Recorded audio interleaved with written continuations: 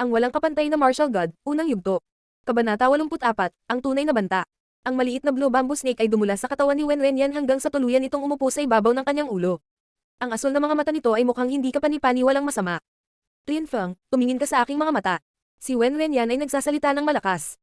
Nakatitig si Lin Feng sa masasamang asul na mata ni Wenwen Yan. Nagmukha silang mga agos ng kidlat. Si Lin Feng ay labis na natulala sa mga mata ni Wenwen Yan na siya ay nawalan ng isip sa isang segundo. Si Wenwen Yan ay may masamang ngiti sa kanyang mukha. Bigla siyang gumalaw ng kasing bilis ng kidlat at napunta sa harap ni Lin Feng sa isang kisap mata. Diretso niyang inilahad ang kanyang kamay sa ulo ni Lin Feng. Ang bilis. Lahat ay natulala. Hindi lang talaga masama ang tingin ni Wenwen Yan kundi napakabilis at maliksi din. Nang ilabas ni Wenwen Yan ang kanyang espiritu, ang kanyang buong katawan ay nagmistulang isang ahas. Ang direktang pagtingin sa kanyang mga mata kahit ilang segundo ay maaaring humantong sa iyong kamatayan. Mukhang masama ito. Si Lin Feng ay nawala sa isip sa loob lamang ng maikling sandali at mabilis na ginamit ang kanyang espada upang harangan ang pag-atake. Sa isang kisap mata, isang napakalakas na enerhiya ang tumama sa espada ni Lin Feng at ipinadala siya sa hangin. Ang kanyang malambot na espada ay zigzagang sa hangin at tila babagsak siya ng husto sa lupa dahil sa pag-atake ni Wenwen Yan. Triksi ng balahibo ng moonlight. Nagsimulang umikot ang katawan ni Lin Feng sa gitna ng hangin at nagawa niyang lumapag ng tuloy-tuloy sa magkabilang paa. Hindi man lang sinubukan ni Wenwen Yan na lumapit kay Lin Feng. Naroon pa rin siya sa parehong lugar at sinabing may masamang ngiti. Nakikita mo ang malaking pagkakaiba. Maaari kang maging isang henyo, ngunit sa harap ko, ikaw ay wala. Kung gusto kitang paglaruan, pwede kitang paglaruan. Kahit hindi kita atakihin, ang bilis kong mag-isa ay imposibleng mahawakan mo man lang ang isang buhok sa katawan ko. Tulad ng inaasahan, malakas si Lin Feng ngunit napakalaki ng pagkakaiba ni Wenwen Yan. Hindi man lang siya mahawakan ni Lin Feng. Masyadong makapangyarihan si Wenwen Yan. Kahit na ang pangalawa sa listahan ng rangkang ay hindi makakalaban sa kanya. Ang mga tao ay kumbinsido na si Lin Feng ay walang magagawa. Halos hindi mablock ang mga pag-atake ni Wenwen Yan.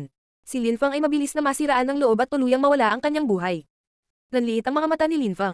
Hindi na siya naglakas loob na tumingin muli sa mga asul na pupils ni Wenwen Yan. Nang ilabas ni Wenwen Yan ang kanyang espiritu, ang kanyang mga mata ay napuno ng masamang liwanag. Kung titingnan mo sila kahit sa isang segundo, maaari kang maparalisa. Hindi nakakalimutan ni Lin Feng ang nangyari kanina lang. Ang pinahintulutan ng Blue Bamboo Beast na gawin ni Wenwen Yan ay lubhang nakakatakot. Binigyan siya nito ng hindi kapani-paniwalang bilis at kakayahang maparalisa ang isang kalaban. Ito ay isang kahangahangang likas na kakayahan.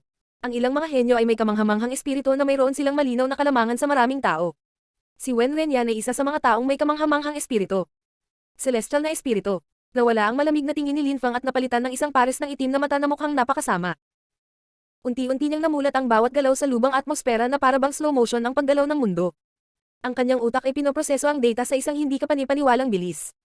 Ang kanyang espada ay nagpapakalat ng napakalakas na chi at ang puwersa ng espada ay nagtitipon. Ang buong yugto ng pakikipaglaban ay napuno ng kapangyarihan mula sa kanyang espada. Sariwa pa rin ang amoy ng dugo sa entablado ng pakikipaglaban, gayunpaman, ang espada ay naglalabas ng aura ng kamatayan. Pakiramdam ko, kahit anong atakehin ng espada ay isumpa hanggang kamatayan. Lakas ng espada, o hindi ba napakahusay? Si Wenwen Yan ay malamig na nakangiti. Hindi siya gumagalaw at biglang kumalat ang napakarahas na enerhiya sa kapaligiran at inatake si Lin Feng. Ang enerhiya ay inilalabas mula sa kamay ni Wenwen Yan sa pagtatangkang durugan si Lin Feng. Ang enerhiya na ito ay napakalakas na hindi ito naihambing sa nakaraang pag-atake ni Wenwen Yan. Nagawa ni Lin Feng na makawala habang mukhang maliksi ng hangin. Ang enerhiyang inilalabas ng kamay ni Wenwen Yan ay nanginginig sa kapaligiran. Phew! Huminga ng malalim si Wenwen Yan at sinubukang salakayin muli si Lin Feng. Ngunit tila alam na ni Lin Feng ng maaga kung anong pag-atake ang sinusubukan ni Wenwen Yan at kung saan. Ang kanyang pag-atake ay ta-target. Sa matikas at walang kahirap-hirap na paggalaw, naiwasan ni Lin Feng ang papasok na pag-atake.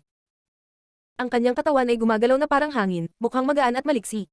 Tila hindi kinailangan ni Lin Feng ng anumang pagsisikap para makaiwas sa pag-atake. Pinagmamasdan ng karamihan si Lin Feng ng buong atensyon. Ang katawan ni Lin Feng ay mukhang napakaganda at maliksi. Hindi kaya natuto at nag-practice si Lin Feng ng agility technique para makaiwas sa mga pag-atake. Anong uri ng agility technique ang makakapagpabilis at maliksi sa kanya? Hindi kaya ito isang agility technique at isa lang itong ilusyon. Kung nakakagawa si Lin Feng ng mga ilusyon, talagang nakakatakot iyon. Maraming tao sa karamihan ang nag-uusap tungkol sa pagkilos na ipinakita ni Lin Feng. Si Wenwen Yan na napakabilis at maliksi ay biglang hindi naabot si Lin Feng. Naiwasan ni Lin Feng ang kanyang mga pag-atake ng napakadali. Si Lin Feng ay walang kahirap-hirap na umiiwas sa mga pag-atake at gumagalaw na may kalmadong tingin sa kanyang mukha. Kahit na ang paggalaw na ginawa niya kanina ay parang isang agility technique, hindi iyon isa kundi ang kanyang celestial spirit ang nagpapahintulot sa kanya na gumalaw ng walang nasasayang na paggalaw. Ang kanyang espiritu ay ginawa siyang omniscient at mulat sa lahat ng bagay na nakapaligid sa kanya na nagbigay daan sa kanya upang makaiwas sa pagiging perpekto.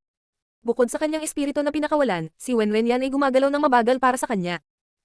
Nakaramdam din si Linfang ng mas relaxed na naging dahilan para madali niyang iwasan ang mga pag-atake ni Wenwenyan na may mahinahong kilos.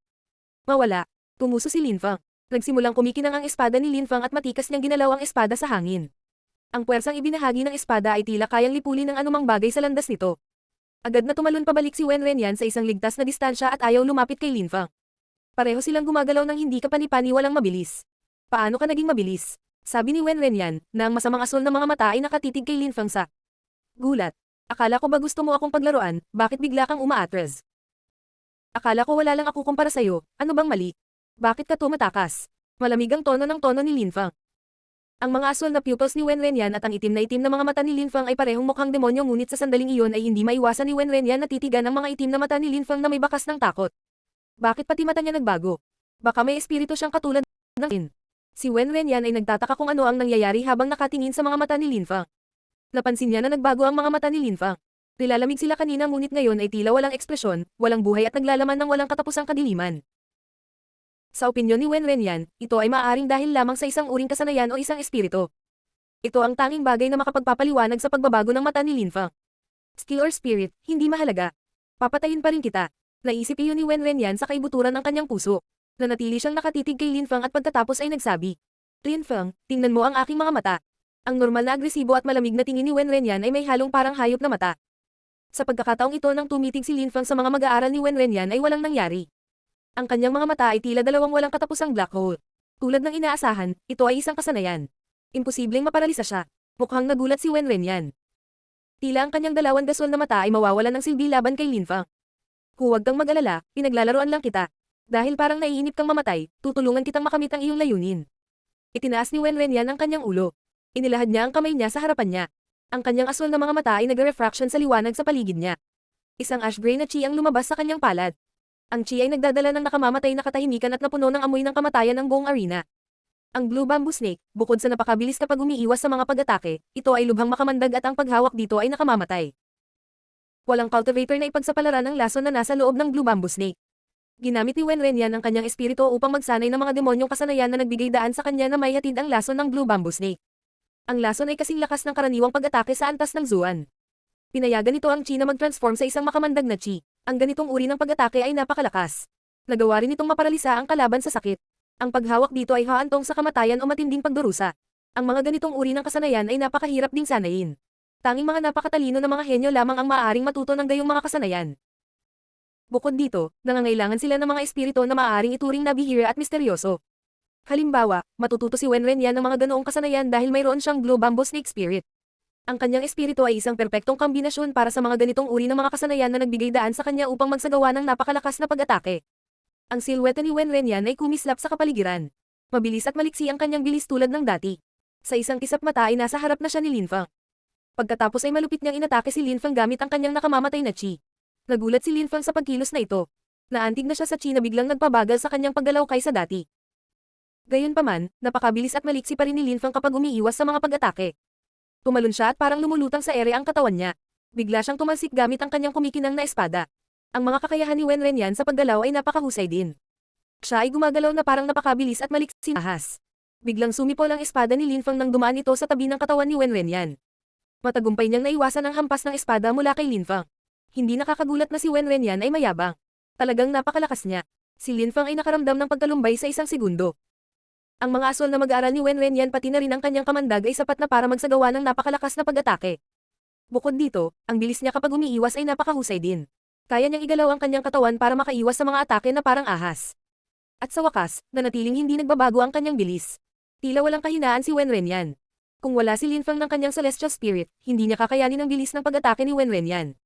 Dahil sa mga bagay na ito, malamang na walang ibang elite na disipulo na makakalaban ni Wenwenyan. Kung sila ay lumaban-laban sa kanya, sila ay nasa isang kakilakilabot na sitwasyon. Titingnan ko kung hanggang kailan mo ito matitiis. Sinabi ni Wenwenyan na habang malamig ang ngiti, minamaliit niya si Linfang kaysa dati. Bigla na lang, isang hindi kapani-paniwalang chi ang lumamon sa buong kapaligiran. Tama na yan. Sigaw ni Linfang. Nakakamatay na espada. Isang hindi kapani-paniwalang dami ng puwersa ng espada ang lumabas mula sa dulo ng kanyang espada. Tila pinaliwanagan din nito ang buong arena sa ningning nito. Ang makamandag na chi ni Wenwenyan ay unti-unting tinutusok at pinuputol ng putol-putol ng puwersa ng espada ni Linfang. Huminto si Linfang sa paggamit ng kanyang sword force at naghanda na gamitin ang kanyang sword of Nirvana. Kanina lang sinabi mo na pinaglalaroan mo ako. Nakita ko pa rin kung paano mo ako balak paglaruan. Ang pinakamataas na ranggo na elite na disipulo, isang walang katulad na henyo. Mangyaring itigil ang pagsasalita ng kalokohan kapag nakatayo sa harap ko. Umalangaw ang boses ni Linfang sa buong Stormy Gorge. Naisip ni Wen Renyan na nakikipaglaro siya kay Linfang ngunit paano ito naging posible. Hindi man lang bahagyang nasaktan si Linfang ng alinman sa mga pag-atake ni Wen Renyan. Madali niyang naiwasan ang lahat ng ito nang walang kahit isang gasgas. Tumigil ka sa pagsasalita ng walang kalokohan at ikaw ay wala. Nakakaawa at bata ka lang, sabi ni Wen Renyan na ang tono ay puno ng pang-aalipusta. Tumigil ka na sa pagsasalita ng kalokohan. Wala ka bang mata sa ulo o wala kang utak? Sa tingin mo ba ikaw lang ang nagtataglay ng espiritu? Nang matapos magsalita si Linfang, isang itim na anino ang lumitaw sa kanyang likuran. Ang ikinagulat ng lahat ay, sa loob ng anino na iyon, mayroong dalawang itim na mata. Mukha silang napakasama at demonyo. Iyon ang unang pagkakataon na pinalaya ni Linfang ang kanyang espiritu. Mukhang napakalakas nito. Anong klaseng espiritu yan? Wala pa akong ganyan dati. Maraming tao ang natulala nang makita nila ang espiritu ni Linfang. Tama, hindi pa nailalabas ni Linfang ang kanyang espiritu hanggang ngayon. Malinaw na hindi nila alam na nailabas na ni Linfang ang unang layer ng kanyang celestial spirit sa panahon ng labanan ngunit hindi ito matukoy. Nako, iyan ba ang espiritu ni Linfang? Naaalala ko na sinabi ng lahat na si Linfang ay may maliit na espiritu. Nang ahas at ito ay ganap na walang silbi. Kailan pa nagkaroon ng ganitong espiritu si Linfang? May napabuntong hininga habang sinasabi iyon. Mabilis na napatingin sa kanya ang mga tao at saka hindi pinansin. Ang sinabi niya, ito ay isang ordinaryong disipulo na napakahina. Halatang mali ang pagkakaalam niya. Tama iyan. Naaalala ko ang walang kwenta at makulit na espiritu ng ahas ni Linfang. Maaaring si Linfang ay may dalawang espiritu. Kung hindi, paano rin siya magkakaroon ng ganitong espiritu? Sabi ng isa pang ordinaryong alagad. Ang ordinaryong disipulo lang ang nakakaalam na si Linfang ay dating binubuli at pinapahiya ng lahat dahil sa kanyang espiritu. Naalalang halos lahat ng ordinaryong alagad na kilala. Siya bilang isang basura. Tila si Linfang ay naging isang ganap na bagong tao. Sa ganoong kaikling panahon, siya ay naging napakalakas. Na siya ay ginagalang ng marami sa iba pang mga disipulo. Sa kasamaang palad para sa mga ordinaryong disipulong ito, kahit na sinabi nila ang katotohanan, walang naniwala sa kanila. Naniniwala sila na ang mga ordinaryong disipulong ito ay mga handal lamang na gumagawa. Mga alingaw, dalawahang espiritu. Paano ito naging simple? Ang dalawahang espiritu ay napakabihirang. Kung may dobleng espiritu si Linfang, kung isasaalang-alang na isa na siyang henyo, nangangahulugan ito na hindi siya henyo kundi isang halimaw. Marami sa mga ordinaryong disipulo ang lubos na nabighani kay Linfen at naging ganap na nabihag. Wen Renyan, ipapakita ko sa iyo ang aking tunay na kapangyarihan ngayon. Parang walang emosyon, si Linfang na nagpang-inag sa takot. Hindi pa ginagamit ni Linfang ang kanyang buong lakas hanggang ngayon. Gaano siya kalakas? Isang itim na fog ang lumabas sa kanyang katawan at nagsimulang takpan ang fighting stage. Ang itim na mga mata ni Linfang ay mukhang mas nakakatakot at malupit kaysa dati. Hawak niya ang kanyang espada sa kanyang kamay kung saan nagmumula ang isang malaking dami ng espada na chi. Kakayahang makalangit.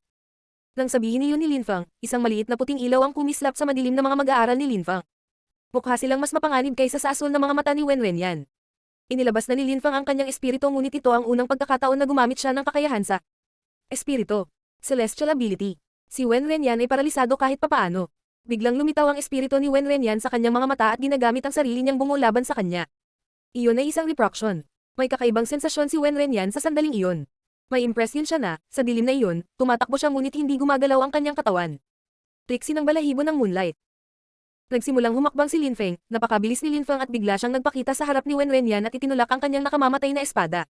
Iniwasan ni Wen Renyan ang pag-atake at gumanti ng lason mula sa kanyang palad. Ngunit sa parehong oras, isang itim na chi ang lumitaw na sumipsip ng lason sa itim na fog. Nagsimulang muling umilo ang espada at ang puwersa ng espada ay naging napakakapal at malakas. Umalis. Sinubukan ni Wen Renyan na umatras ngunit nalaman niyang mahigpit na sinusundan siya ni Linfang na parang sariling anino. Kahit anong gawin niya ay hindi siya makakatakas kay Linfang. Ang nakakasilaw na kinang mula sa nakamamatay na espada ay muling nilamon ang buong kapaligiran. Habang umaatras si Wen Renyan ay patuloy siyang sinalubong ng espada ni Linfang at pahirap ng pahirap na iwasan ang kanyang mga welga. Si Wen Renyan ay nagngangalit ang kanyang mga ngipin. Natarante siya dahil nakikita niya ang ningning mula sa espada na umaatake sa kanya sa bawat anggulo. Saan man siya lumipat, nasa panganib siya. Ang higit na ikinagulat ni Wen Renyan ay ang patuloy na pag-atake ni Linfang nang walang pahinga. Tila wala, siyang dapat isipin at agad na gumanti at umaatake. Paano ito posible? Si Wen Renyan ay talagang namangha. Nakakakilabot. Parang alam ni Linfang kung ano ang gagawin ni Wen Renyan anumang oras. Ilang saglit lang, talagang itinutok ni Linfeng ang kanyang strike kung saan pinaplano ni Wen Renyan na umiwas. Tila alam na ni Linfang kung ano mismo ang gagawin ni Wen Renyan bago niya ito ginawa. Baka may kinalaman ito sa mapang-ipang puwersa sa atmosfera. Ang mukha ni Wen Renyan ay mukhang mapatla. Ang espada ni Linfang ay kumikinang muli na handang umatake. Si Wen Renyan ay pagod at nawalan ng pag-asa. Sinubukan niyang maglabas pa ng lason ngunit agad. Itong nasipsip ng kakaibang itim na fog. Tila nagawang ganap na dominahin ni Linfang ang lakas at kakayahan. Ni Wenrenyan. Si Linfang ay nakakagulat na nailagay si Wenrenyan sa ganoong kitakot-takot na sitwasyon. Ang mukha ng lahat ay mukhang matigas na parang kahoy. Tila si Wenrenyan ay wala na sa kalamangan ngunit sa totoo ay nasa panganib. Pinagtatanggol lang niya ang sarili niya sa mga atake. Kahit saan siya umiwas, aatake na naman siya. Ang bawat pag-atake ay lumalaki ng higit at mas mapanganib. Parang anumang oras ay mapapatay siya. Si Wenrenyan ba talaga ang nakikipaglaro kay Linfang o ang kabaligtaran? Mas mukhang si Wenrenyan ay nasa malubhang problema. Lahat ay nabighani kay Linfang. Napakalakas niya nang ilabas niya ang kanyang espiritu. Siya ay isang tunay na henyo at ang kanyang kapangyarihan ay nakakatakot. Nainggit ang buong pulutong sa kanyang kapangyarihan at talento. Sa sandaling iyon, naunawaan nilang lahat na si Linfang ay nagtatago ng isa pang nakakatakot na kapangyarihan. Tila mayroon siyang isa pang nakakatakot ngunit nakakagulat na kapangyarihan. Nakakatakot. Tila, nagawang hadlangan ni Linfang ang lahat ng pandama at kakayahan ni Wenrenyan. Hoy, henyo. Bakit nahihirapan kang umiwas at patuloy na ginugugol ang iyong oras sa pagtakas? Sinabi ni Linfang ang mga salitang ito na may walang emosyong tono na nagdulot ng panginginig sa gulugod ng lahat. Si Linfang ay nakakagulat na mukhang hindi siya pagod. Halos parang mas may energy pa siya kaysa sa simula. Ng laban na parang katatapos lang ng warm-up. Ang buong pulutong ay labis na natulala na mayroon silang magkahalong damin. Pareho silang nasa sabik at natatakot kay Linfang sa parehong oras. Ang tono at boses ni Linfang ay katulad ng kay Wenrenyan bago ang labanan ng maniwala si Wenrenyan na pinaglalaroan lang niya si Linfang. Ang karamihan ay nakatingin kay Linfang na para bang isa siyang ganap na halimaw. Sa huli, sino ang tunay henyo? Wenrenyan, hindi mo ba sinabi na may malaking pagkakaiba sa pagitan mo at sa akin? Naniniwala akong sinabi mo na hindi ko maabot ang isang buhok sa iyong katawan. Ngunit ngayon ay patuloy ka lamang na tumatakas at hinaharangan ng aking mga pag-atake. Hindi ka na ba nahihiya sa sarili mo ngayon? Hinugot ni Linfang ang kanyang espada habang sinasabi ang mga salitang ito na tumagos ng malalim sa pagmamalaki ni Wenrenyan. Nababaliw na siya sa kahihiyan na dinaranas niya. Wenrenyan, hindi mo ba dapat patunayan sa lahat na ikaw ay isang kamanghamanghang henyo? Ganito ba, ang balak mong patunayan? Si Linfang ay mukhang hindi niya pababayaan si Wenrenyan. Pinahiya niya si Wenrenyan habang patuloy siyang inaatake ng walang katapusang. Ang mga iniisip ni Wenrenyan ay lalong nalilito. Siya ay nababaliw dahil sa kahihiyan at si Linfang ay patuloy na umaatake sa kanya ng paulit-ulit. Iniinsulto mo ang iba at tinatawag mo silang isang piraso ng basura. Bueno, tila ikaw ay isang piraso ng basura sa iyong sarili. Nararamdaman mo ba ito? Ito ay tinatawag na kahihiyan, ngunit ikaw ay isang walang hiyang tao kaya sa palagay ko ay hindi mo naiintindihan kung paano makaramdam ng kahihiyan. Patuloy na binomba ng mga salita ni Linfang ang pagmamataas at pagmamataas ni Wenrenyan. Huminto siya sa pag-iwas sa mga pag-atake at nagsimulang mag-ipon ng malaking dami ng lason na itinapon ng diretso kay Linfang habang mukhang ahas. Sa wakas ay naging sapat na ang loob ni Wenrenyan na hamanin ang kamatayan. Dapat maghintay ka hanggang sa matapos ako. Pagkatapos ay darating ang kamatayan upang kunin ka. Walang ekspresyon ng itim na mga mata ni Linfang. Lalong tumitindi ang puwersa ng espada. Inubos nito ang lahat sa loob ng atmosfera at lumalago sa kapangyarihan. Nakakamatay na espada. Ang espada ni Linfang ay nagpapaliwanag sa kapaligiran. Tinutulak nito si Wenrenyan na ang puso ay tumitibok. Umalis. Sigaw ng isang boses mula sa karamihan. Si Wenrenyan, nang walang pag-aalinlangan, ay umatras. Paatras habang itinoon ang lahat ng kanyang natitirang kapangyarihan sa pagtakas. Ang salitang iyon ay kumalat sa buong atmosfera at ang nakamamatay na espada ni Linfang ay nagsimulang tumagos sa kapaligiran na nilipol ang lahat ng nasa daan nito. Ang walang kapantay na martial god, unang yugto. Kabanata 85, mga piling henyo boom. Isang nakamamatay na tunog ng pagsipol ang kumalat sa buong kapaligiran. Si Wenrenyan ay malamang na malipol sa isang kisap mata. Ang mukha ni Wenrenyan ay namutla at nagsimulang tumulo ang dugo mula sa kanyang bibig sa ilalim ng presyon. Ang espadang iyon ay napakalakas. Maghiwa-hiwalay. Sa sandaling iyon, isang malakas at dalisay na chi ang nagmula sa langit at bumangga sa nakamamatay na espadang chi na iyon. Walang humpay na umaalingaw sa buong bangin ang dumadagandong na ingay na dulot ng kanilang banggaan. Bukod dito, isang siluwet ang damapo sa harap ni Linfang. Ang matandang babae ang naging guro ni Wenrenyan. Ito ay sapat na, nanalo ka. Sabing matandang babae sa walang malasakit na tono ngunit tila hindi niya matitiis ang anumang pagtutot. Tumiit ang mga mag-aaral ni Linfang. Paano katawa-tawa? Iyon lang ba, nanalo siya.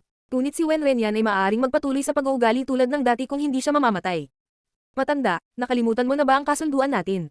Sabi ni Protector Bay na parang nais.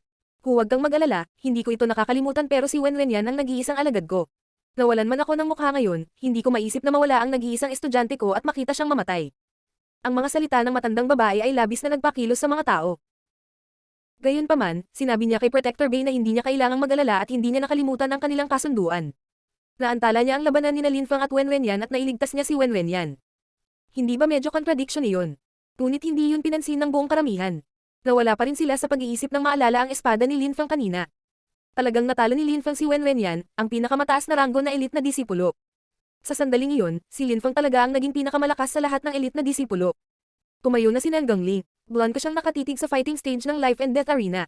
Siya ay natigilan ngunit sa kanyang puso, nakaramdam siya ng labis na kasiyahan sa kamanghamanghang batang disipulong iyon. Kahanga-hanga si Linfang. Sige, tapos na ang elite disciple exam para sa araw na ito. Lahat pwede umalis. Kumakaway si Protector Base sa mga tao. Hindi rin siya nakipagtalo sa matandang babae na ikinagulat ng maraming tao. Tapos na ang elite disciple exam. Lahat ay nakatingin kay Nan Gangling. Nakatitig si Nan Gangling kay Protector Bay na tumatangulang. Hehe, napakatalino. Ang elite disciple exam ay kaakit-akit. Hindi na kailangang tapusin ng maaga. Sa sandaling iyon, sinabi ni Duan Tian lang ang mga salitang ito habang kinakamot ang kanyang tenga na nagpasimangot kay Nan Gangling. Patriarch, hayaang maghiwa-hiwalay ang karamihan. Ay dissolve ang buong sekta. Biglang naging solemne si Protector Bay. Ang buong pulutong ay namangha. Ikalat ang karamihan. At buwagin ang sekta. Ano ang nangyayari? Maraming tao sa karamihan ang biglang nagkaroon ng masamang premonition at pagkatapos ay kumalat ang tawa ni Duan Tian lang sa kapaligiran. Hindi na kailangang magaksaya ng oras. Ang mga nasa gilid ng bundok ay patay na. Walang makakaalis. Ang pinakamagandang opsyon ay ang manatili rito. Duan Tian lang, anong ibig mong sabihin? Biglang tila mahigpit at matatag si Nan Gangling. Mariin siyang nakatitig kay Duan Tian lang. Anong ibig kong sabihin? Nan Gangling, sa tingin mo ba pumunta ako dito para lang manood ng pinakamahuhusay na elite disciples ng Yunhai sect na nakikipaglaban sa elite disciple exam? Masyado kang walang muwang. Malamig na sabi ni Duan Tian lang at saka sinabi. Sinabi ko na, pumunta ako dito ngayon dahil sa huling pagkakataon, tumanggi ang Yunhai sect na ibigay ang ilan sa mga pinakamahuhusay na disipulo nito. Ako ay personal na pumunta rito bilang isang delegado ng kanyang kamahalan. Boom. Ang kanyang mga salita ay sumasabog sa utak ng mga tao. Bahagyang yumanig ang lupa na ikinagulat ng lahat. Tsaka parang lalong nanginginig. Hindi nagtagal, tila babagsak na ang buong bangin. Palakas ng palakas ang mga ingay, mas matindi at malamang na sumasakop sa buong lugar ng Yunhai sect. Puff. Napabuntong hininga si Protector Bay sa malungkot na paraan. Napagtanto niya na ang mga taong ito ay talagang pumunta sa Yunhai sect na may masamang intensyon. Ang lupa ay patuloy na nanginginig at isang malaking ulap ng alikabok ang tumataas sa hangin. Sa sandaling iyon, ang mga tao ay tumangala sa himpapawid at nakita ang napakaraming GXC na kabaluting kabalyero sa tuktok ng bangin. May dala silang mga pana sa kanilang likuran at mukhang handa silang umatake anumang oras. GXC na kabaluting kabalyero. Nanliit ang mga mata ni Linfang. Paanong biglang napalibutan ng nakabaluting kabalyero ang lugar? Sinulyapan ni Linfang ang nakabaluting kabalyero at pagkatapos ay sinulyapan si Liu Fei ngunit sa sandaling iyon ay tila nagulat si Liu Fei tulad niya. Ano ang nangyayari? Ano ang nangyari? Sumulyap din si Liu Fei kay Linfang. Ito ang personal na hukbo ng kanyang ama at nakakagulat na pinalibutan. Nila ang sekta ng kanyang ama. Si tatay kaya ang nagutos sa kanila. Posible ba ito? Nag-iisip si Liu Fei at mukhang naguguluhan. Naisip niya na ito ay magiging kitawa-tawa. Walang mas makakaintindi sa kanyang ama kaysa sa kanya. At hindi sana nagutos ang kanyang ama ng ganoong bagay. Ano ang nangyayari? Duan Tian lang. Si Nan Gangling ay mukhang galit na galit at galit na galit. Ang kanyang mga mata, na puno ng nakamamatay na intensyon, ay nakatitig kay Duan Tian lang. Nan Gangling, hindi mo na ako kailangang titigan ng ganito. Ang GX na kabaluting kabalyero na ito ay ang iyong mahal na kaibigan, si Liu Kanglan, personal na hukbo. Kung may problema, kausapin mo siya, hindi ako. Si Duan Tian lang ay nakangiti ng masama. Nanginginig pa rin ang lupa. Sa isang iglap, ang tuktok ng Stormy Gorge ay puno ng GX na kabaluting kabalyero. Napakarami ng mga ito na kahit isang patak ng tubig ay hindi makatulo. Ang Stormy Gorge ay ganap na napapalibutan ng GXC Armored Cavalry at ang sitwasyon ay talagang mukhang kritikal at mapanganib. Maraming mga disipulo ng Yunhai sect ang natakot at nanganginig. Ano ang gustong gawin ng mga taong ito? Sa Stormy Gorge, sa paligid ng Life and Death Arena, ang simula ng isang malaking kaguluhan ay malapit nang mangyari. Nasa matinding sitwasyon si Wen Wenyan habang tumutulo ang dugo sa gilid ng kanyang bibig. Nasugatan siya sa welga na iyon at kung magpapatuloy ang labanang ito ay tiyak na mawawalan siya ng buhay. Gayunpaman, ang mga kaganapan ay nagbukas sa kanyang kalamangan. Biglang nagsimulang bumaba si Duan Tian lang mula sa viewing platform. Lahat ng mata ay napunta sa kanya habang dahan-dahan siyang bumaba. Si Chu Qing, na nasa tabi niya, ay nag-aalalang tumingin sa kanya. Nakakagulat na lumilipat siya patungo sa fighting stage ng Life and Death Arena. Siya ay lubhang makapangyarihan. Tila bawat hakbang niya ay nagpa-vibrate sa buong kapaligiran. Dahan-dahan, siyang gumagalaw patungo sa Life and Death Arena at saka humakbang sa pinakamataas na yugto ng pakikipaglaban. Mabagal siyang naglalakad na para bang may payapang naglalakad sa isang flower garden. Mga tao ng Yunhai sect, mangyaring makinig. Sinulyapan ni Duan Tian lang ang lahat at sinabi sa malakas na boses. Ako, si Duan Tian lang, ay kumakatawan sa kanyang kamahalan.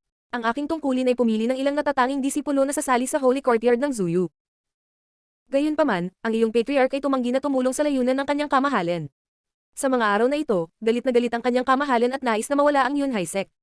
Ang mga masasakit na salita ni Duan Tianlang ay tumagos sa kaluluwa ng lahat. Gusto niyang mawala ang Yunhai sect sa Zuyu country. Paano siya makakagawa ng napakalakas na sekta gaya ng pagkawala ng Yunhai sect? Mayroon lamang isang solusyon. Lipulin ang lahat sa loob ng sekta. Gusto ng mga taong ito na lipulin ang bawat miyembro ng Yunhai sect. Nataranta ang lahat. Ang mga miyembro ng Yunhai sect ay sumali sa sekta para sa kapakanan ng paglilinang upang maging mas malakas.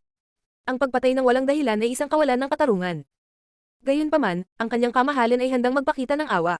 Binibigyan niya ng pagkakataon ang bawat isa sa inyo, ordinaryong disipulo, elit na disipulo pati na rin ang mga pangunahing disipulo, na ang mga pangalan ay nasa listahan ng rangkang natanggapin ng aming alok at umalis sa Yunhai sect upang sumali sa Holy Courtyard ng Zuyu.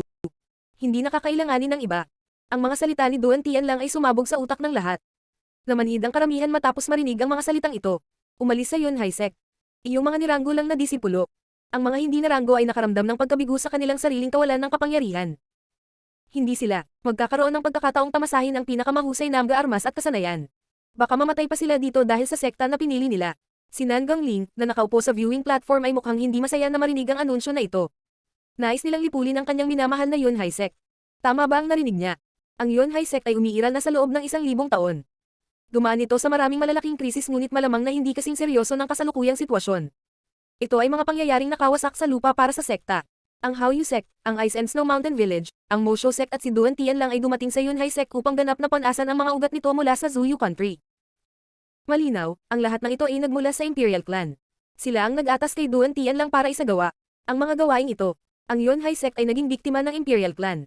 Bakit pipiliin ang ating sekta, ang Yunhai sect? Si Nan Gongling ay naging malamig gaya ng dati. Matindi at panay ang titig niya kay Duan Tianlang na nagnanais na mapunit ang kanyang laman at buto. Mawawala ba ang Yunhai sect sa ilalim ng pamumuno ni Nan Gongling? Nan Gongling, hindi mo talaga maintindihan. Sabi ni Duan Tianlang habang malamig ng ngiti. Kung sasabihin mo na ito ay dahil nasaktan ko ang iyong anak, hindi ako maniniwala. Sa tingin ko kahit ikaw ay hindi maniniwala. Ang Haoyu sect, ang Ice and Snow Mountain Village.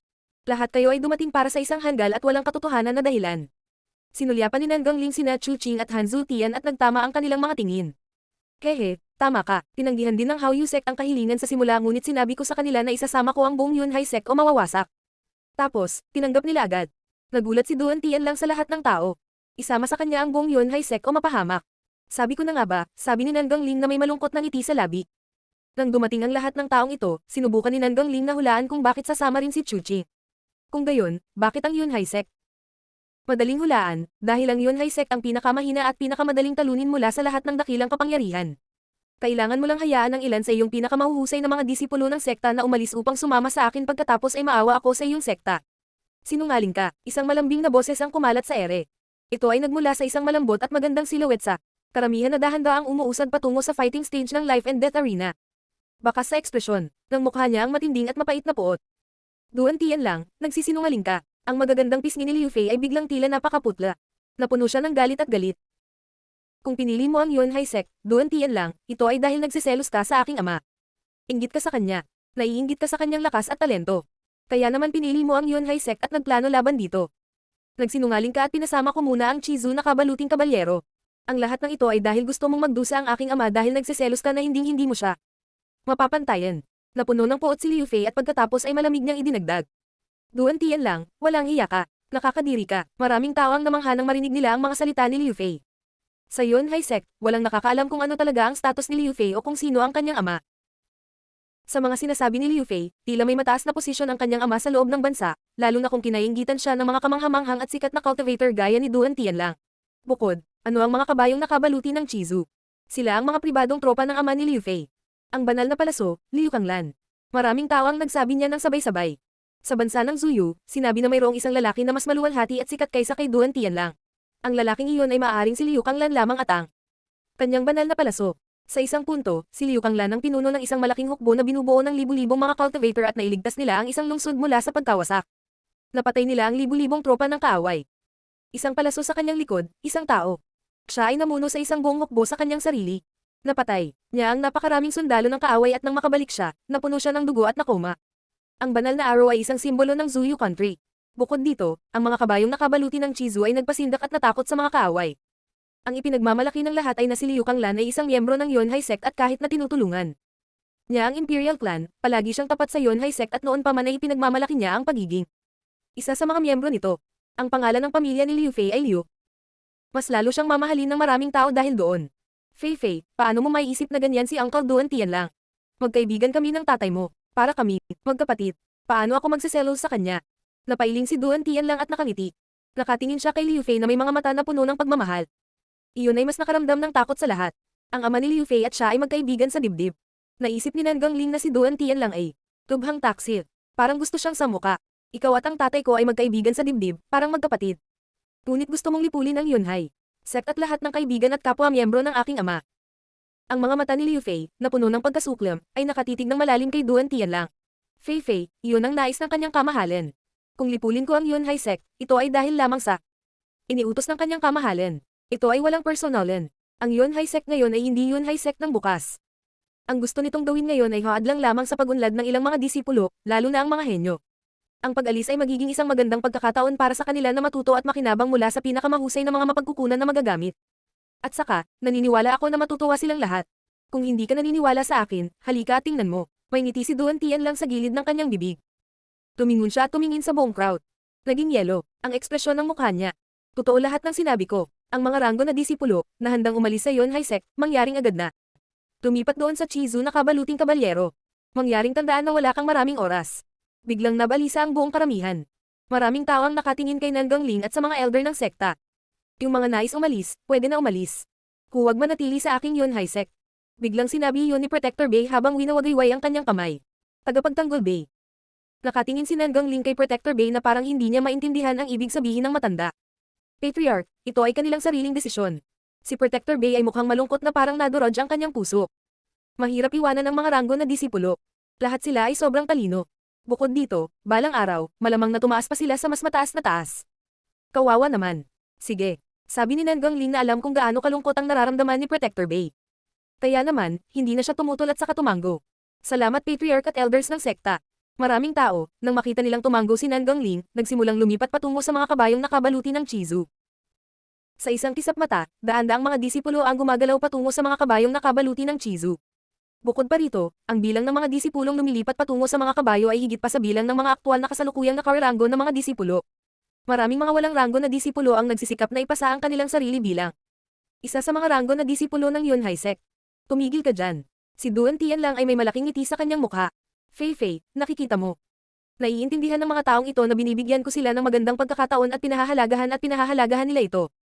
Kaya naman, masaya silang umalis sa Yunhai sect para sa mas mabuting bagay. Mukhang malungkot si Nangang Ling. Pakiramdam niya ay iniiwan siya ng napakaraming tao. Lin Feng, tama ka. Kapag mahina ang mga disipulo ng Yunhai sect, hindi sila ginagamot ng maayos. Hindi namin sila binibigyan ng sapat na kahalagahan. Kapag sila ay naging sapat na, binibigyan natin sila ng sapat na kahalagahan para sa ikaluluwalhati ng sekta. Nakatitig si Nangang Ling kay Lin Feng. Puno ng kalungkutan ang boses niya. Hindi niya napagtanto ang mga bagay na ito hanggang sa makita niya ang lahat ng mga disipulong ito na handang umalis. Nadurog ang kanyang puso matapos makita ang lahat ng mga disipulong gustong umalis. Ang mga mahihirap na panahon ay ang pinakamagandang sandali upang makita kung sino ang mananatiling tapat sa sekta at kung sino ang hindi magpapahalaga rito. Sa kasamaang palad, huli ko nang nalaman iyon. Kung nalaman ko iyon 10 taon na ang nakaraan, marahil ay iba ang mga bagay. Nakamit ko na sana ang magagandang bagay tulad ni Liu Kanglan. Sa sandaling iyon, walang ekspresyon si Lin Feng. Hindi rin niya akalain na magiging ganito ang mga pangyayari. Gayunpaman, hinangaan ni Lin Feng si Nangang Ling. Mas pinapahalagahan ni Nangang Ling ang Yunhai sect kaysa sa kanyang sarili. Ang walang kapantay na martial god, unang yugto. Kabanata 86, opsyon lamang. Para sa iyo, huli na ang lahat. Para sa kanya, may pag-asa pa siya. Kung gusto niyang pumunta sa Holy Courtyard ng Zuyu, malugod naming tatanggapin siya. Nakatingin si Duan Tian lang kina Nangang Ling at Lin Feng. Alam niya na si Lin Feng ay isang tunay na henyo. Kung ikukumpara sa lahat ng iba pang mga disipulo ng Haoyu sect at Yunhai sect, tiyak na nakatayo si Lin Feng sa tuktok. Siya ay isang napakatalino na disipulo kaya kailangan niyang pumunta sa Holy Courtyard ng Zuyu. Siyempre, nandoon pa rin si Wen Renyan.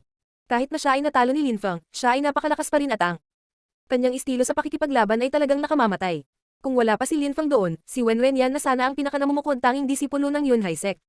Kahit nasirain nila ang Yunhai sect, hindi nila papatayin si Lin Feng. Masyado siyang mahalaga.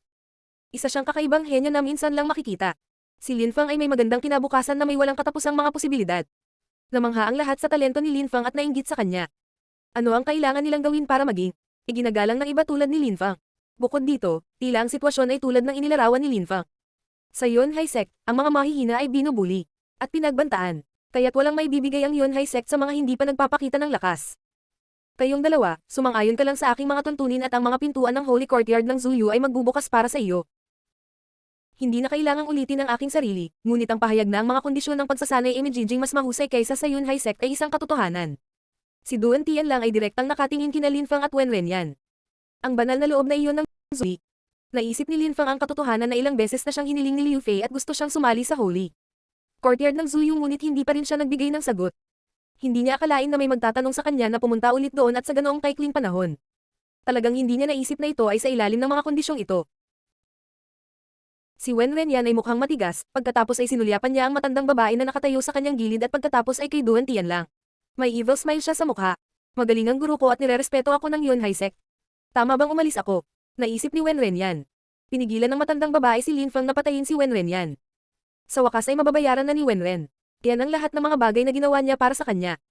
Si Wen Renyan ay napakalakas at walang duda sa kanyang talento. Ang pananatili dito ay magiging sayang lamang sa kanyang talento. Dapat talaga pumunta siya. Kahit na natalo siya ni Lin Fang, walang dapat ikahiya kapag ikinukumpara ang gayong mga henyo. Ang buong karamihan ay nakatingin kay Wen Renyan na galit na nakatingin kay Duan Tian lang. Ang kasaysayan ng Yunhai Sect ay nagsimula noong 1,000 taon at gusto mong sirain ito sa isang kisap mata. Nakakalungkot, nakakaawa. Ang Yunhai Sect. Habang sinasabi ito, inilabas ni Wen Renyan ang kanyang Blue Bamboo Beast Spirit.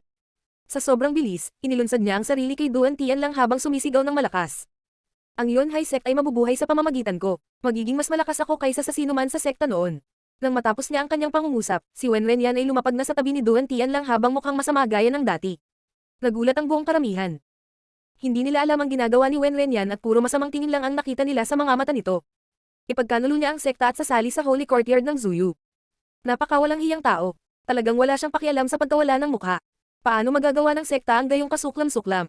At walang kahihiyang tao. Maraming alagad at matatanda ang nagmumura sa kanya. Haha. Huminto si Duan Tian lang at pagkatapos ay sinabi habang nakangiti. Ang isang matalinong tao ay nagpapasakop sa mga pangyayari. Wen Renyan, huwag kang mag-alala dahil sa hinaharap ay hindi ka mapipilit sa ganoong kalungkot na kalagayan. Maliit na halimaw. Ang matandang babae ay mukhang galit at naglabas ng napakalamig na chi at pagkatapos ay sumugod siya kay Wen Renyan. Sa sandaling dumaan ng matandang babae sa tabi ni Duan Tian lang, umindayog siya pababa sa kanya gamit ang kanyang dambuhalang espada. Isang malakas na kulog ang kumalat sa life and death arena. Napabalikwas ang katawan ng matandang babae sa kinatatayuan niya at hindi niya maiwasang makaramdam ng takot na pumuno sa kanyang puso. Guro, huwag kang mag-alala. Sa hinaharap, ako ay magiging mas malakas kaysa sa magagawa mo. Hinding-hindi kita bibiguin. Si Wen Renyan ay nakatingin sa kanyang guro na puno ng pagmamataas. Ang matandang babae na pilit na pinipigilan ang kanyang mga sugat ay hindi napigilan ang pagluwa ng isang bibig ng dugo pagkatapos marinig ang mga salitang ito. Matagal na panahon na rin mula nang makita niya ang sarili niyang dugo. Huwag maiinip. Nakatitig si Duan Tian lang sa matandang babae habang pinagmamasdan ang kanyang mga galaw at pagkatapos ay tumingin kay Lin Fang at sinabi, "Ano naman sa iyo? Tatanggapin mo ba ang alok ko tulad ni Wen Renyan? Ang Yunhai Sect ay nagpahirap sa iyo ng husto, mayroon pa bang anumang dahilan para bigyan mo ito ng mukha?" Tumingin si Lin Fang kay Duan Tian Land na may kalmadong tingin na para bang ang lahat ng nangyari ay hindi nakaapekto sa kanya sa anumang paraan. Imposibleng maalis ang katahimikang bumabalot sa mukha ni Lin Fang. Lahat ng tao sa karamihan ay nakatitig kay Lin Fang habang naiinip na marinig ang kanyang sagot. Lin Fang, tama siya. Ang Yunhai Sect ay labis na nagpahirap sa iyo. Dapat sumama ka sa kanya. Hindi ko susubukan na pigilan ka sa pag-alis. Walang sino man sa Yunhai Sect ang sisisihin sa iyong pag-alis pagkatapos ng lahat ng nangyari. Sinabi ni Nan Gangling ang mga salitang ito habang siya ay hindi gumagalaw sa viewing platform. Tinanggap ni Wen Renyan kaya normal na ito para kay Lin Fang. Si Wen Renyan ay naging ganap na naiiba kay Lin Fang. Nakatanggap siya ng maraming atensyon mula sa sekta sa simula. Siya ay pinrotektahan, hinangaan at iginagalang ng lahat ng matatanda. Siya rin ay naging direktang alagad ng isang makapangyarihang guro. Iba si Lin Fang. Wala siyang utang sa Yunhai Sect. Umaasa si Nan Gangling mula sa kaibuturan ng kanyang puso na mananatili si Lin Fang ngunit maaari rin niyang sisihin ito kung gusto niyang umalis. Dahil wala siyang dahilan upang manatili, kahit na tinanggap ni Lin Fang ang panukala ni Duan Tian lang, hindi siya masisisi ni Nan Gangling ngunit tiyak na ma-depress siya. Sabay-sabay mong tinanong si Wen Renyan sa amin, sa tingin mo ba positibo akong sisagot dahil alam mong pupunta rin siya? Sabi ni Lin Fang na may malamig na tono. Ang tugon ni Lin Fang ay natigilan kay Wen Renyan. Hindi mapigilan ni Wen Renyan ang puot na lumitaw sa kanyang mukha nang marinig niya ang mga salita mula sa bibig ni Lin Fang. Sa mundong ito, ang mga kaaway ay hindi maaaring maging kaaway magpakailanman. Kahit nagalit ka sa kanya, bibigyan kita ng parehong pagkakataon na makasali sa Holy Courtyard ng Zuyu at ang posibilidad na isulong ang iyong paglilinang sa napakagandang kapaligiran, kung saan matatanggap mo ang pinakamahusay na mapagkukunan. Sa ilang taon, maaari mo siyang patayin kung iyon ang gusto mo. Aalis ako sa mga personal na sama ng loob. Ang mahalaga ay kung mayroon kang lakas upang makamit ang iyong layunin. Hindi, sabi ni Lin Fang habang umiiling. Kung mayroon ako, wala siya, kung mayroon siya, wala ako. Mahigpit si Lin Fang sa kanyang mga salita na nagpasimangot kay Duan Tianlang. Ano bang gusto mo, sabi ni Duan Tianlang. Gusto ko siyang patayin, ngayon din. Ang walang awa na mga salita ni Lin Fang ay nagulat kay Wen Renyan. Ang bastard na iyon. Wala na bang ibang solusyon? Tanong ni Duan Tianlang. Walang ibang solusyon ang magpapagaan ng galit ko. Ito lang ang option. Sagot ni Lin Fang. Nagulat si Duan Tianlang at pagkaraan ng ilang sandali ay nagsabi. Sige, pero kailangan mo munang mangako na sasali ka sa amin. Kapag sumali ka na sa amin at pumayag sa alok ko, papatayin ko siya sa kinatatayuan niya. Boom. May impression si Wen Renyan na may sumabog na bomba sa kanyang utak. Kailangan lang pumayag ni Lin Fang na patayin siya ni Duan Tianlang. Pinagtaksilan niya ang sekta na nagpalaki sa kanya at ano ang mangyayari sa huli. Paano katawa-tawa? Lahat ng nanonood ay nakaramdam ng malamig na panginginig sa kanilang mga gulugod. Nakapagtataka, binigyang halaga ni Duan Tianlang si Lin Fang kaya bigla siyang handang patayin si Wen Renyan para makasama si Lin Fang. Mukhang mamamatay si Wen Renyan sa isang miserableng kamatayan. Hindi, kailangan mo muna siyang patayin. Sagot ni Lin Fang na iiling-iling ang kanyang ulo tulad ng dati.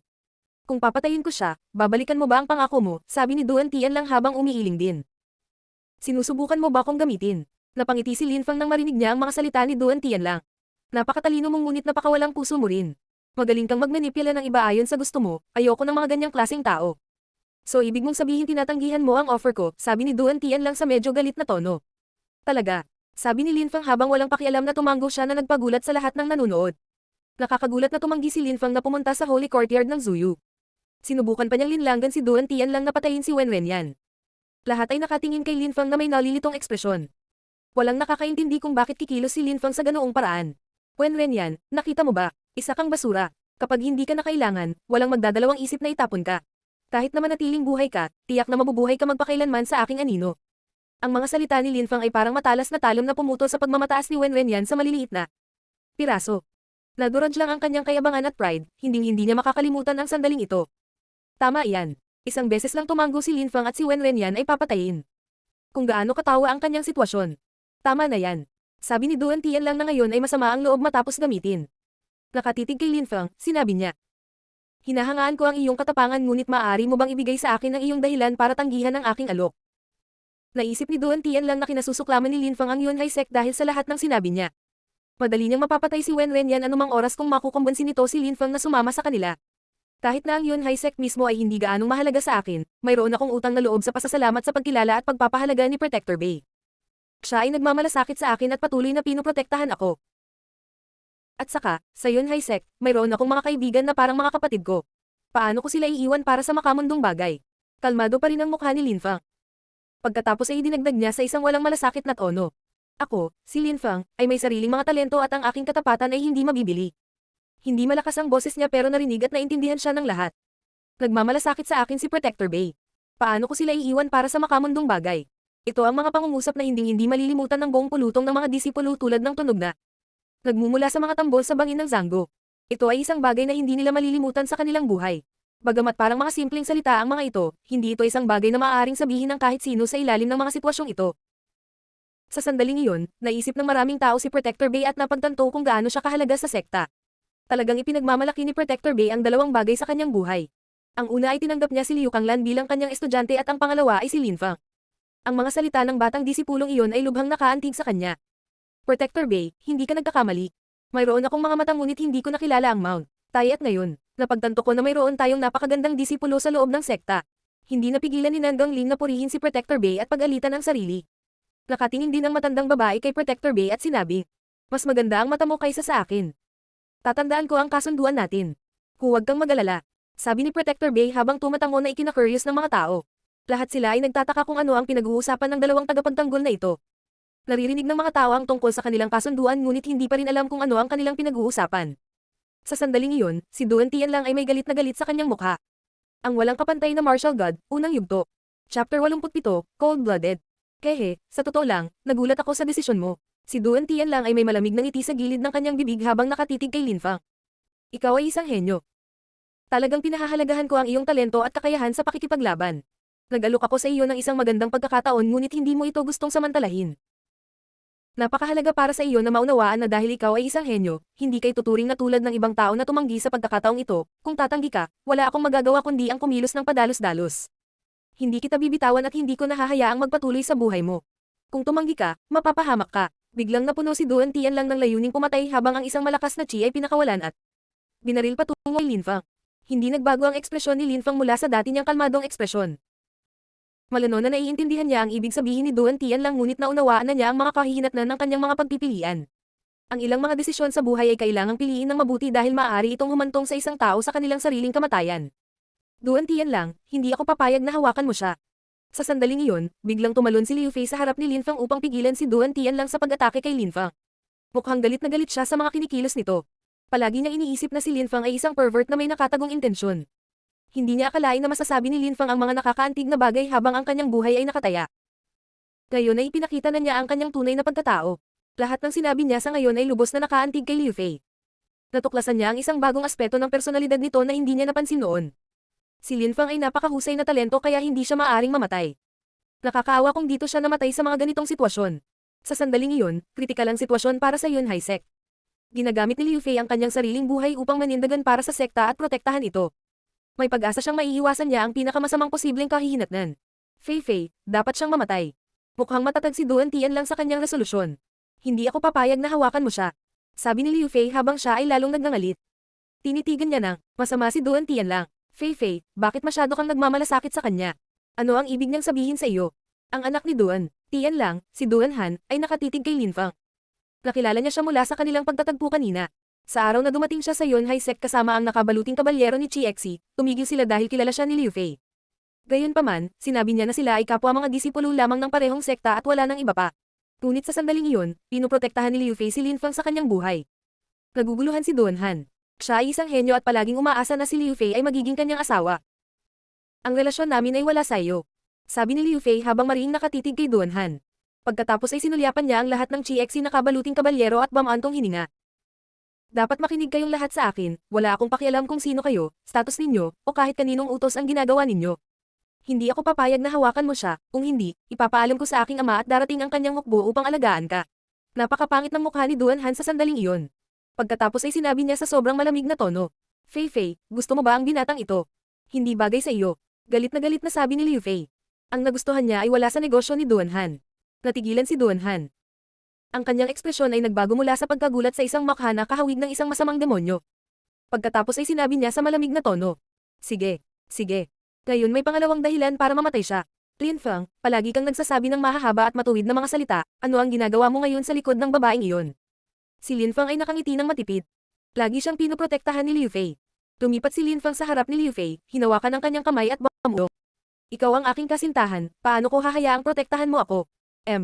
Mukhang nahihiya si Liu Fei ngunit may ngiti sa kanyang mukha. Ang bastos na iyon, kailan pa siya natutong maging gentleman. Pero mas lalong naging pangit ang mukha ni Duan Han habang sumisigaw na. Kasintahan mo. Ano ang nagbibigay sa iyo ng karapatang sabihin na si Liu Fei ay iyong kasintahan? Lin Fang, maglakas loob ka bang sumama at makipaglaban sa akin? Lin Fang, huwag. Sabi ni Liu Fei na may bahid ng pag-aalala. Hinailan ni Liu Fei ang manggas ni Lin Fang para pigilan siya. Malinaw na alam niya kung gaano kalakas si Duan Han. Ang kanyang kapangyarihan ay mas nakakatakot kaysa kay Wen Renyan. Ang kanyang espada ay walang katapusang mas malakas kaysa sa ipinakita ni Lin Fang kanina. Ngunit, paano na si Lin Fang actress ngayon? Ayaw mo ba? Natatawang sabi ni Duan Han. Lumipat si Lin Fang patungo kay Duan Han. Si Duan Han ay mga 18 taong gulang. Kahit na siya ay napakalakas, walang dahilan para hindi makalaban ni Lin Fang sa kanya. Sige. Tumuso si Duan Han. May kasamaan siyang nakatakip sa mukha niya. Habang hawak niya ang kanyang espada ay lumabas ang napakaraming espada na chi at pinakawalan sa kapaligiran. Ang espadang chi na iyon ay lalong tumitindi habang ito ay marahas na sumipol sa kapaligiran. Dahan-dahan itong nagsimulang mag-ipon ng isa pang kapangyarihan. Lakas ng espada. Natigilan ang buong pulutong. Iyon ay sword force na ginagamit niya. Ang anak ni Duan Tian lang, si Duan Han, ay gumagamit ng parehong puwersa bilang Lin Fang. Ang puwersa ng espada na pinakawalan niya ay tumatagos sa kapaligiran at pinupuno ang buong arena. Ang chi mula sa kanyang espada ay mas malakas pa kaysa kay Lin Fang ngunit ang puwersa ng espada ni Lin Fang ay mas malakas kaysa kay Duan Han. Nagulat si Lin Fang. Hinubad niya ang kanyang espada at tulad ni Duan Han, inilabas niya ang kanyang puwersa ng espada. Sok, hindi naman kailangang gamitin ng Swordmaster ang kanyang sword, pansinin mo. Sabi ni Duan Han. Biglang ginalaw ni Duan Han ang kanyang kamay at tila ang kanyang espada na si Chi ay biglang humahalo sa Chi na nasa loob ng lupa at langit. Ang kanyang espada ay kumikinang habang si Chi ay umiikot sa loob at labas ng kanyang espada. Ang mga tao ay natulala. Tila puro Chi ang pinakawalan mula sa kanyang espada. Paano magiging napakalakas ni Duan Han? Ito ay dapat na isang kasanayan, isang napakalakas at makapangyarihang kasanayan. Espada. Malakas na sigaw ni Duanhan. Isang napakalakas ngunit dalisay na chi ang lumalabas mula sa kanyang palad habang naglalabas ng maningning na liwanag. Ang sword chi sa hangin ay naganyong sword at mukhang direktang nakatutok kay Linfang. Sa sandaling iyon, ang lahat ng sword chi at sword force ay pinagsama, at nagsisimulang i-pressure ang katawan ni Linfang. Ang energy sword ay itinulak ang sarili patungo kay Linfang sa hindi kapani-paniwalang bilis. Maaaring umiwas si Linfang ngunit kailangang mag-ingat dahil sa pag-iwas sa espadang nilikha mula sa enerhiya ay magiging bukas siya sa iba pang mga pag-atake. Si Duanhan ay isang henyong master ng espada. Marami na siyang natutunan at nasanay sa espada. Walang pagpipilian si Linfang kundi kilalanin na si Duanhan ay isang sword master. Hindi ganoon ang iniisip ni Linfang tungkol sa lahat ng gumagamit ng espada na nakilala niya noon, kahit na mayroon silang espiritu ng espada, gayunpaman, iba si Duanhan. Nakakamatay na espada. Nang makita ni Linfang ang lahat ng pinagsamang sword energy, hinawakan niya ang kanyang mahabang espada at naglabas ng hindi kapani-paniwalang dami ng chi para harangan ang papasok na energy sword. Isang napakalaking sword chi ang nagsimulang sumakop sa buong arena.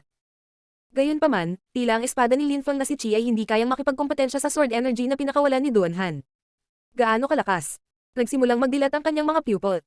Sa sandaling iyon, naramdaman na niya ang sword energy na inilabas ni Duanhan na papalapit na biglang nagparamdam kay Linfang ng napipintong panganib. Hindi niya maiwasang mapaungol dahil nasa delikadong sitwasyon siya. Ngunit ang pinaka-nakakatakot ay ang sword energy na patuloy na tumutulak kay Linfang.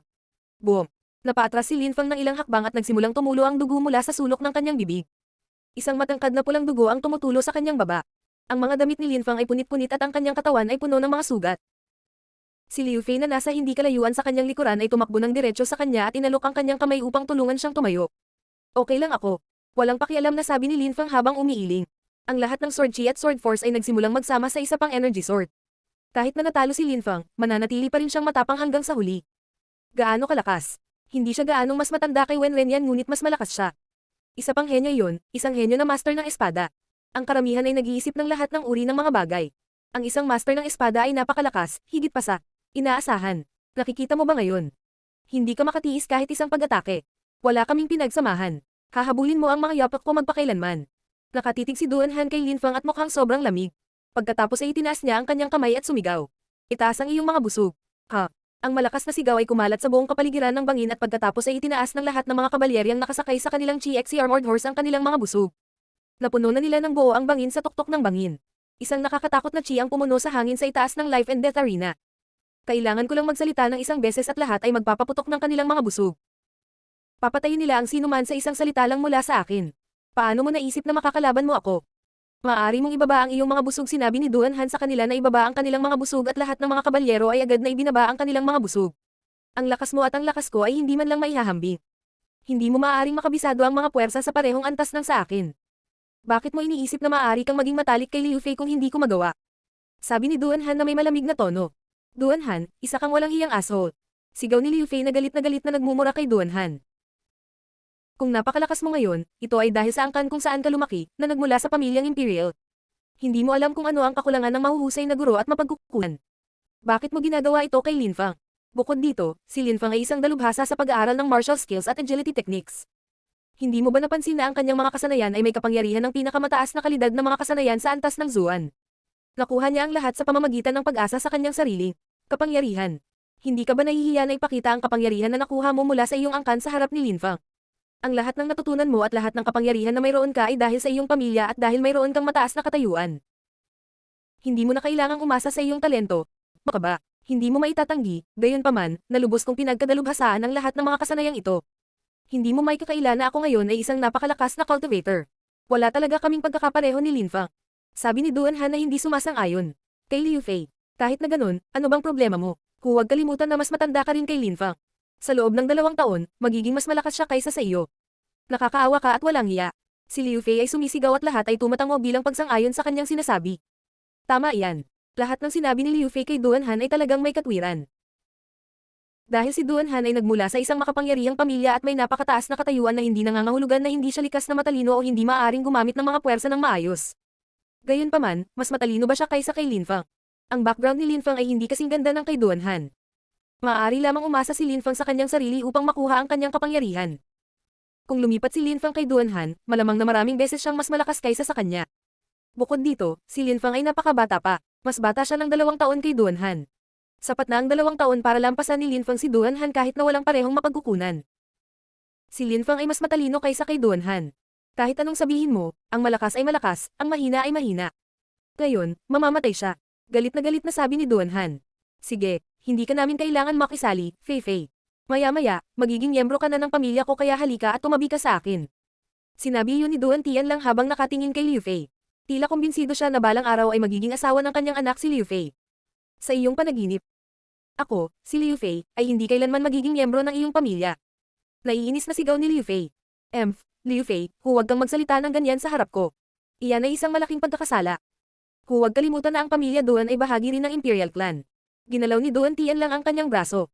Kaagad pagkatapos, ang lahat ng mga kabalyero sa kanilang mga nakabaluti na kabayo ng Chiexi ay muling nagtaas ng mga busog na kanilang ibinaba.